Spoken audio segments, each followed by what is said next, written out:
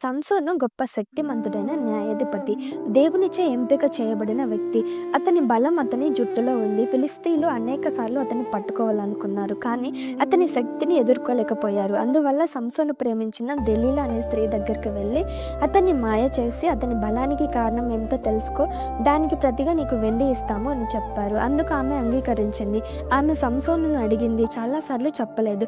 చివరికి ఆమె మాటలకు విసుగు చెంది, నా జుట్టు తీయబడితే నా బలం పోతుంది, నేను సాధారణ మనిషిలా బలహీనుడనవుతాను అని చెప్పాడు. అతను నిద్రిస్తున్నప్పుడు ఒక మనిషిని పిలిపించి వాని చేత అతని తల మీద 7 జడలను క్షౌరము చేయించింది. వెంటనే అతని బలం పోయింది. ఫిలిష్తీయులు అతను పట్టుకొని అతని కళ్ళు తీసి గాజాకు తీసుకెళ్లి సంకెలతో బంధించి జైలులో ఉంచారు. ఒకరోజు ఫిలిష్తీయులు తమ దేవత అయిన దాగోనుకు పండుగ చేసుకుంటూ సంసోనును బలి అర్పించేందుకు తీసుకువచ్చారు. ప్రజలు అతన్ని అవమానించారు.